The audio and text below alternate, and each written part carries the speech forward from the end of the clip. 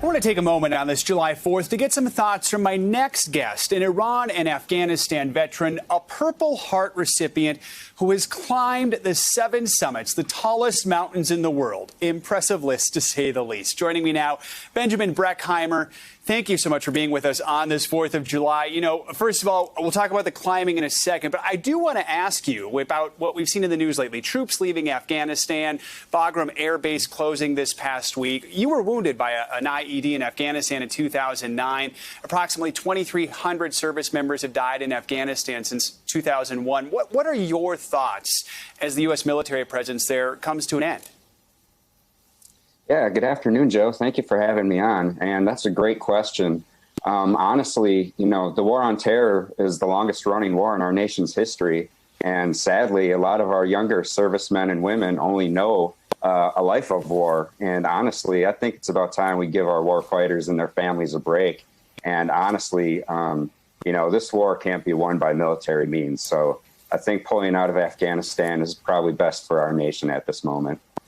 All right, let's talk about your incredible climbs. What started this all? I mean, tell us, how did this become your passion? It started for very selfish and childish reasons. You know, before I was deployed to Afghanistan, I was happily married. Unfortunately, I got wounded. And then after I got back from Afghanistan and was in recovery, my wife left me, basically. And, you know, there was a part of me that kind of wanted to show her how tough I was and that she'd have to come back to me if I climbed these tall, dangerous mountains. And that's really what jump-started it. But over the course of 7 years since taking this on, it's really developed into personal healing for me, as well as honoring all the doctors, surgeons, nurses, technicians, therapists, by taking these 2 very legs that they saved and taking up to the highest places on earth. As we researched you, we found you were the subject of an NBC News article back in 2015. You survived an avalanche on Mount Everest that was triggered by a 7.8 magnitude earthquake in Nepal. What was that like for you? I mean, you said in an interview that was more terrifying than the IED. Absolutely, it was. I would have never in a million years thought getting stuck in an earthquake and avalanche would trump being blown up. But the reasoning behind that is because an IED you don't see, and it just happens instantaneously. But seeing this huge white cloud come rolling at you and not knowing what's behind it is a pretty scary feeling. I can only imagine, and I'm sure you would rather sort of not relive that again. I have to ask you, of all the 7 summits, which one is your favorite one?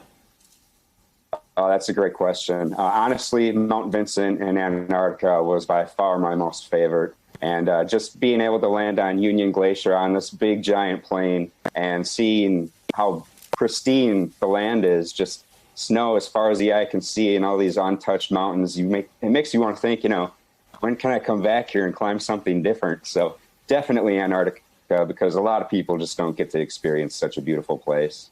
Yeah, and I'm not surprised that Mount Everest was not on the top of your list after everything you went through there. Well, I have you. I do want to ask. I'm like a cat. Exactly.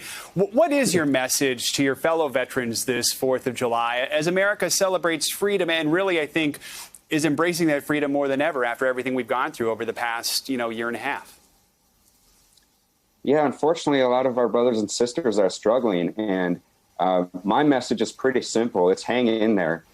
We live in a society now where we have instant gratification and instant fixes at our fingertips, and our bodies and our minds just don't have that luxury. Sometimes it will take weeks, months, even years to recover from something traumatic. And it could be anything. It could be a divorce, injuries, financial hardships, death of a loved one. So really, my message is just to hang in there, because we all unfortunately get slugged upside the head by a baseball bat at some point in our life. And we just got to rely on our friends and family to help build us back up to where we are.